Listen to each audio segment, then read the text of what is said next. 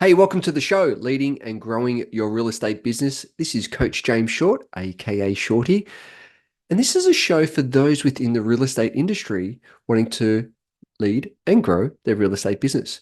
It's a series of interviews that we conduct for those within the industry. So we're finding out what those leaders are within the industry, what makes them tick, what's their story, what are their strategies, and how to become the leaders and the growers within the industry. But also, it's an interview series with those outside of the industry. I'm always a big believer of looking at a whole different part of the pie rather than just focusing on one part of the pie. Because what it does, it allows you to have a different perspective, allows you to get snippets or golden nuggets from those outside of the industry that can look into the industry and go, there's a different perspective. And so I encourage you to reach out to the guests. I encourage you to lean into these series to find out how can these pieces of information, experiences, stories help you lead and grow your real estate business. We have a huge, amazing guest on our show, Max Klimenko. With 18 years of experience in real estate, Max has established a reputation as one of the most active agents servicing inner city in Sydney's markets. Known for a keen understanding of market trends and a commitment to client satisfaction, Max and his teams have successfully navigated various facets of real estate, from residential sales to off-the-plan project. As a partner in the business at Ray White Touma Taylor, Max's dedication to providing personalized service and expert guidance has made him a trusted advisor for clients seeking to make informed decisions in the ever-evolving real estate landscape. Max, mate, super pumped to have you on the show. Thank you for joining us. Thanks, Good mate. morning. Good, mate. How are you? Very well, very What an well. introduction. Wow. I feel privileged. Yeah. So good, so good. So, Max, 18 years, right? Like, you've seen heaps of change, heaps of growth, heaps of diversity. Take me back to that first time when you started in the real estate game. What got you involved? Oh, that's going back nearly 20 years ago, James. Yeah, really showing my age here, aren't I? Yeah, so it's been about 18 years. What got me into real estate? I think, to be honest with you, I think it got me false pretense. I always thought that agents, making a lot of money. And I'm just being honest here, they drive nice cars and they wear nice suits. And I've never had the taste of it. So I was always doing sales all my life, from telco to a few other bits and pieces. And real estate for me was more, I was curious. How do I better myself? I've been doing telecommunication sales for 6, 7, 8 years. And I thought this would be a step up, something different. And actually, my wife said to me, she said, babe, why don't you get into real estate? And I said, babe, well, I don't know anything about real estate, but I've had the sales experience. So it was simply came down to really wanting a little bit more, whether to see if I can challenge myself to actually make it in real estate, even though I had no idea what to expect. It was just like it was a shock when I got to real estate. It was really, really tough for the first couple of years. Tough. And those first couple of years, did you go straight into sales? Was there I any did. I different did. roles that wow, No, not straight at into it? all. Pretty much, I got thrown into a deep end. I was a bit of a late bloomer in real estate. Traditionally, a lot of young agents usually come out of high school or uni and get into real estate in their 19 and 20s. I was 27, I was married, and I got thrown into a deep end. Simply, at that time, my boss said, look, here's your computer, here's your business cards, go for gold. Go for gold, not database. No onboarding. Pretty much, it was a real experience, and I didn't work underneath an elite agent where a lot of young agents start underneath somebody like myself now. But I had no experience, no mentor. I was really self-taught. Obviously, stuffed up along the way, made mistakes as we all do, and got thrown in the deep end. I was door knocking for 5 years straight. I was calling, I think at that time, was it white pages or yellow pages? I can't Yes. remember now. All right. Yes. With, they had the, Yeah. the, the, the phone numbers, and I used to make phone calls between 6 and 8 p.m. because at that time, I don't think you're allowed to call after 8 p.m. I'm Yep. not sure if it's changed now, but I was doing door knocking pretty much from morning till evening, and telemarketing from 6 to 8. So that was my first five, well, almost 3, 4 years actually, just doing that. Wow, amazing. So going back to the telecommunication sales days, what skills and abilities and learnings did you take from that industry over to the real estate industry?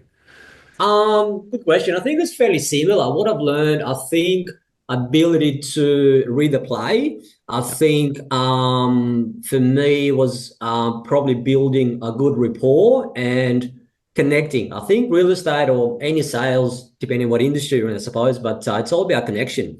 It's all about engagement.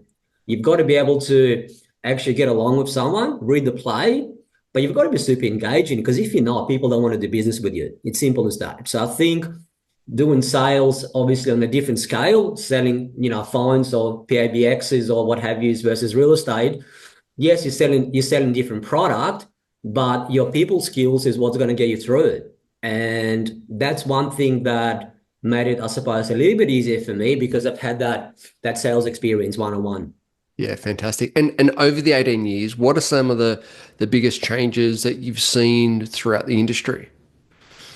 In terms of real estate, well, I think you've got to be a little bit more savvy now, particularly in a market that's challenging, in a market that's sort of evolving or ups and downs.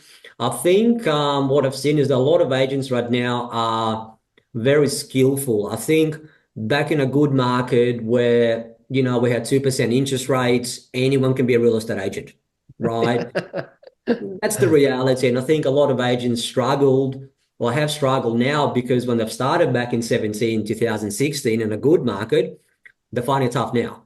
Yeah. Mm. So I've seen a lot of agents that now are really practicing the skill set, whether it's going through seminars or role playing or just, trying to sort of just get better, whether it's scripts and dialogues or just learning. Where when I first started, I think everybody was doing well, if that Yeah. makes sense, because the market was, somewhat easy, I suppose. But I'm finding right now there's a lot of skill agents out there that want to practice, they want to get better. Yeah, so true. That's great. That's fantastic. And so, if you were to, I mean, you've trained and mentored and so many agents over the years.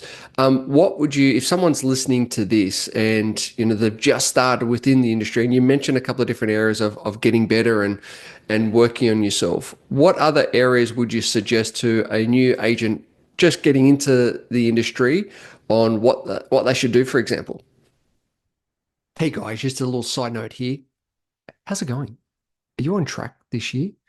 I know that sometimes this part of the year we can feel like we're in a bit of a grind, a bit of in the trenches. Are you on track from the original plans that you set out for the rest of this year? What I've realized is that between with this time of year, we get so distracted and we've got trying to chase so many shiny balls and go down so many rabbit holes. And that's why I created a program called the 90. It's a framework that actually allows you to achieve more in 90 days than ever before. Some of the feedback that we've got from some of the people that have used the process, the 90, is that they've achieved more in 90 days than the whole previous year. So if you'd like to have the tools, have the techniques, have the framework on the 90, so you and your team can achieve more in 90 days than ever before. What it does, and it impacts you of how to get clear, what you need to do, and who you need to be to show up in order to achieve the things you want to achieve over the next 90 days. Simply head over to jamesshort.com.au, click on join the waitlist, fill in your details, and one of the team members will be in touch and take you through the 90 framework. On with the show. Yeah, good question, James. There's multiple things you can do. You can, if you're new to the industry, I think you should be able to at least once a week or once a month find a mentor. Find somebody in your marketplace that you admire or look up to, or just want to learn from, and maybe have a coffee. A lot of agents out there will, believe it or not, will give you time on a day if you ask for it. I feel a lot of agents are a little bit scared to ask. Don't be scared. Get a mentor, whether it's once a week or once a month for a cup of coffee, a bit of brainstorming, and because you can learn a lot. You can learn a lot from somebody within your marketplace. Also, seminars. Seminars are great. If you don't have the money to do that, there's a lot of free seminars. There's a lot of, channels and YouTube channels and podcasts. I mean, there's wealth and wealth of information out there, right? And mirror someone in the office, sit next to someone and listen. Listen Mm. and see what they say, how they say it, what's the tonality, and ask questions. Be a sponge. Listen, ask questions. Don't be shy. Does that make sense? Yeah. That's amazing. That's amazing. I want to go back to that piece around mentoring because I think it's such a huge factor, but I think it's a lost art in relations to, as you said, there's a lot of agents who've been around and have had great success over the years and are willing to help and willing to give back. Why do you think it's dropped off? I mean, that's from my own perception. Why do you think mentoring has dropped off compared to, say, 5, 10, 15 years ago? Yeah, good question. I'm not sure why it's dropped off. I think maybe agents feel though, like the younger agents feel that maybe they don't want to approach the lead agents because they feel that they're scared of rejections. Yeah, a lot of the time. Yeah. Or do I call this guy up or don't I? What's he gonna say? Right, but just don't be scared. If you're in real estate, mate, if you're scared, you shouldn't be in real estate. You've got to have a thick skin. You will get rejections because the 10 no's you're gonna get, you're only one away from the yes, right? So true. I don't know why it's a lost art. It should be done. I do it all the time with the guys in the office, and I've got other agents approach me on a monthly basis, just even on the phone. It doesn't have to be. I understand that everyone is really time poor now. Everyone is time poor. It doesn't have to be face to face. It could be over the phone. It could be over Zoom. There's so many different ways that you can get in touch with lead agents. Yeah, Just don't be that's scared. fantastic. Yeah, and that's the thing, right? It's picking up that phone, having the conversation, and it's like any calls. Sometimes you'll I still say do you'll it. get a no. Sometimes you'll say Yeah. yes. But I still do it, right? I've been doing this for 18 years, and there's agents that I certainly look up to and admire. I do it as well. I'm on the phone with the agents who are writing twice as much as I do because I want to be at that level, right? I'm always want to be improving, getting better, and I'm catching up once a month with a lot of the agents and pick the brains, brainstorm, ask questions, be a sponge, learning. I'm always learning. 20 years in the game nearly. You always got to learn. There's always something that you can get better at. So true. So true. So, how do you work on you outside of the real estate game to help you sharpen your sword inside the real estate game? What are some of the things that you do to work on you? Yeah, so for me, probably really healthy eating. I think diet's everything. I eat 45 times a day. I watch when I eat. It's all measured. My beautiful wife Diana, she meal preps for me. She's fantastic. So I've got meals made for me pretty much 7 days a week. She's great. So I really watch what I eat. I wake up early. I listen to podcasts. I go on a treadmill. So for me, it's whatever makes you feel good, right? So for me, it's podcasting really important. Yeah, food crucial. So for me, I've got an 20% rule. 80% of the time eat healthy, Yep. 20% time. That's my thing. It's not for everyone because you still got to enjoy your life a little, right? If you like your food, Yep. like I do, right? So for me, it's really healthy eating. It's trade meal, it's podcasting. And obviously I've got my team that I've got to mentor and coach and develop. So I've got to stay top of the game. I've got to be full of energy. Going to bed early, going to bed 10 o'clock, 9:30 to 10, wake up 5 o'clock. Because a lot of agents I see now waking up at 6:30 and 7 o'clock, and I'm thinking, well, you're 2 hours behind. Yeah. Well, that's the Yeah. reality.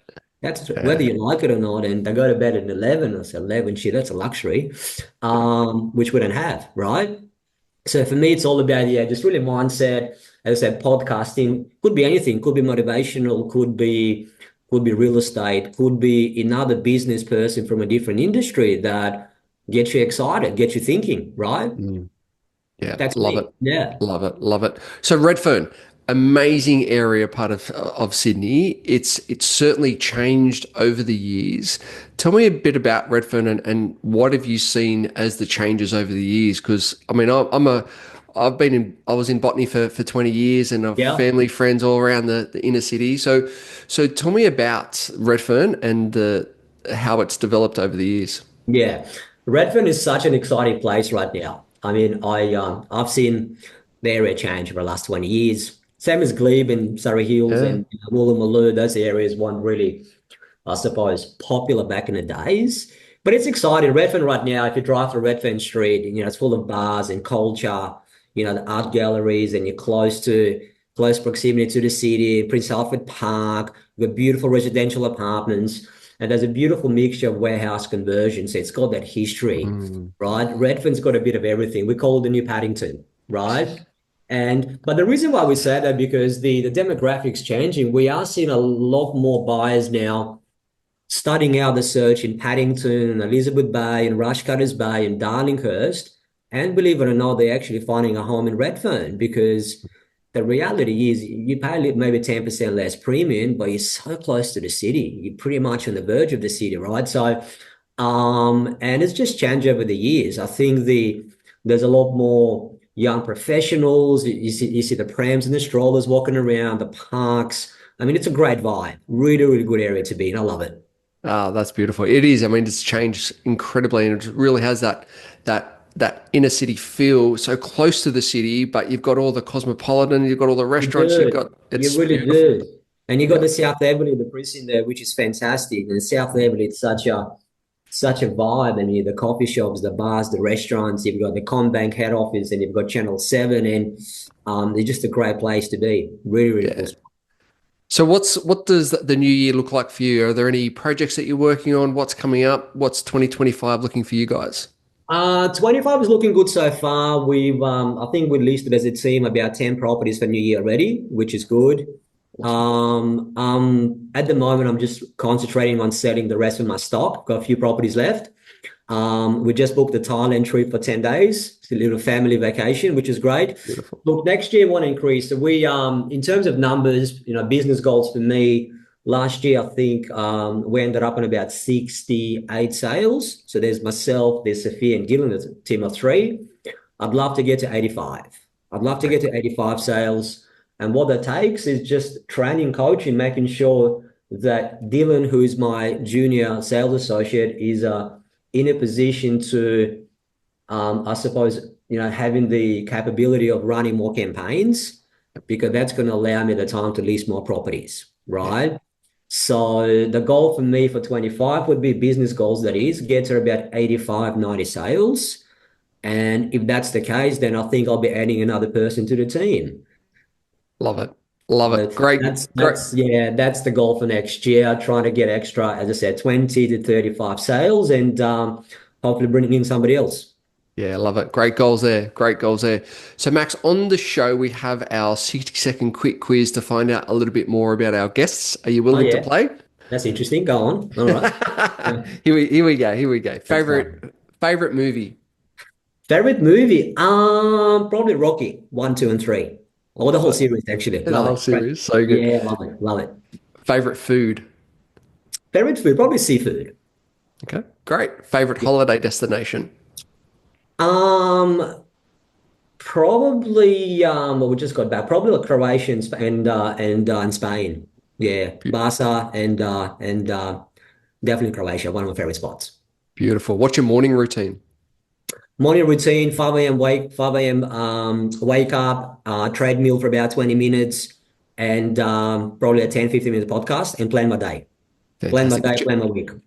Love it. What's your evening routine? Evening routine, family time, switching off, no phones, no emails. I think I get enough of that. So for me, just quality family time. Two kids, wifey, got to be present and focused. Beautiful. Do you have a most embarrassing moment? Gee, there's so many. Where do I start? God, embarrassing moment. God, can't think of any right now. Jan, can we come back to that? Yeah, sure, Yeah, sure, all sure. right. Yeah. If you could choose five inspirational people to have dinner with, who would they be? They could be dead or alive. Ooh, that's a good question. But probably, I'll say Kobe Bryant. I think it was an Hmm. inspiration. The Black Mamba. Definitely would have loved to have the opportunity to catch up. Barack Obama would have been one of them. Oprah Winfrey, believe it or not. Yeah. Yep.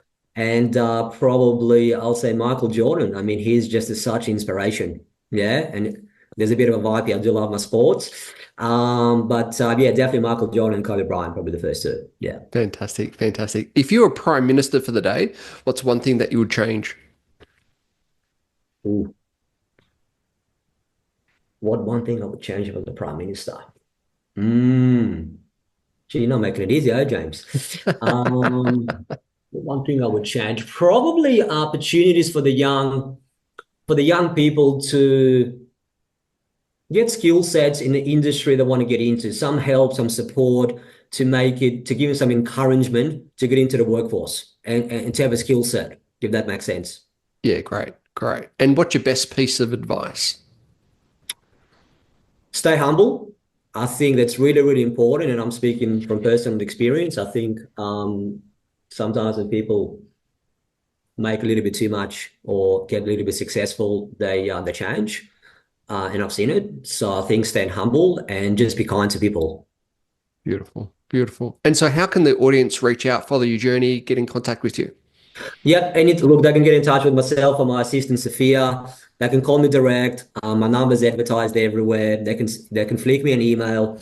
There's no bother, honestly. Send me a text, and I've always got time for people. Always happy to have a chat. Fantastic, Max. Really appreciate it. Thank you for your advice, your expertise, and mate, keep being amazing. And thank you for joining us today. Thanks so much, James. Appreciate that. Have a great day.